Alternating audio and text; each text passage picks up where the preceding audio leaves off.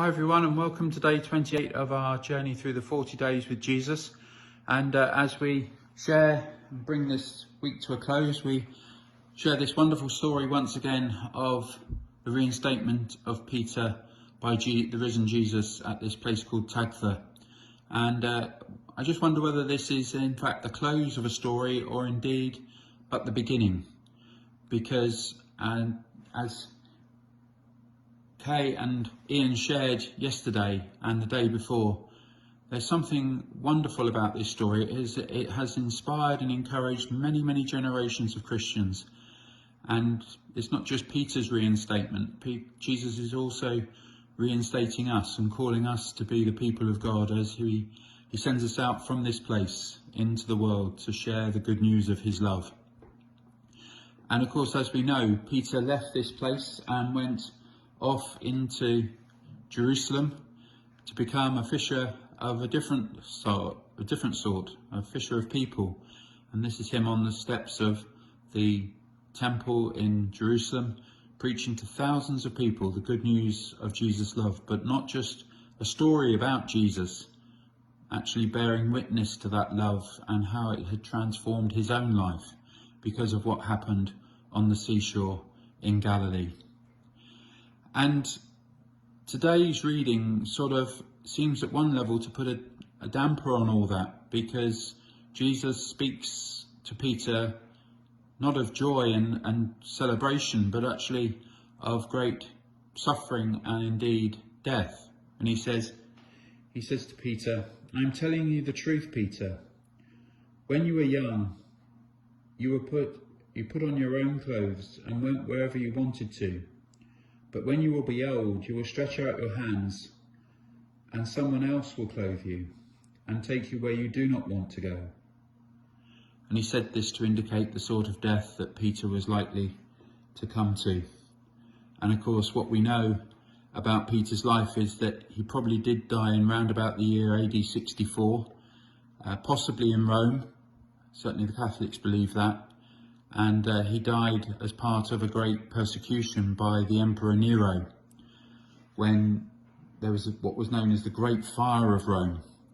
And Nero wanted someone to blame, so he blamed the early Christian community, and it's thought that Peter was part of that persecution. So in many ways, this is a story both into joy and celebration, but also tinged with pain and suffering. And as we begin to look to the end of lockdown and what the brave new world will look like the other side of this pandemic, this sort of story speaks also to us, because it would be very easy for us to assume that everything's going to be marvellous again once we can get back to the way we want to be. But the reality is that, as well as many people really valuing our Christian faith during this time, they've joined with us in many different ways, both in the community and in church at home.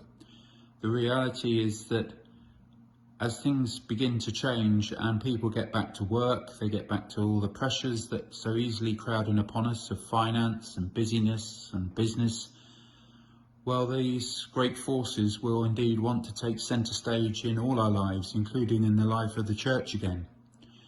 And Jesus calls us beyond that into something that we can become. But it's not going to be easy. We can think about our prayer life that we've been able to develop during this time, where we've been able to pray so faithfully twice a day and to find Jesus and God at the very heart of that. How easy for that to slip and for it to disappear in the busyness of a diary and a schedule. And similarly with simplicity, where we've had the ability to find joy in maybe making bread or whatever we've been able to do. Many of the little jobs or big jobs that we'd always hoped to do. How easy for those to then just evaporate as we get on back on this treadmill marked daily life. And think also, if you will, of the environment, because although this pain and pandemic have caused so much hurt to many, the reality is it's enabled our environment to breathe. But how easy it is for that to get clogged up again with all the pollution and the fumes from both car and aeroplane, as we all get back to daily living. And so Jesus calls us not back simply to the way we used to be and the simple option of looking just for security. He calls us onwards into who we can become. And that's going to be a challenge, both personally as a society and as a church. But I love this image of the wide open ocean and the great song by Hillsong that speaks into that, called Oceans. And I'll ask Kirsty to put up the link. These are the closing lines from its chorus. Spirit, lead me where my trust is without borders. Let me walk upon the waters, wherever you would call me. Take me deeper than my feet could ever wander, and my faith would be made stronger in the presence of my Saviour. So as long as we walk with Jesus and as we look to the future, may we do so recognising its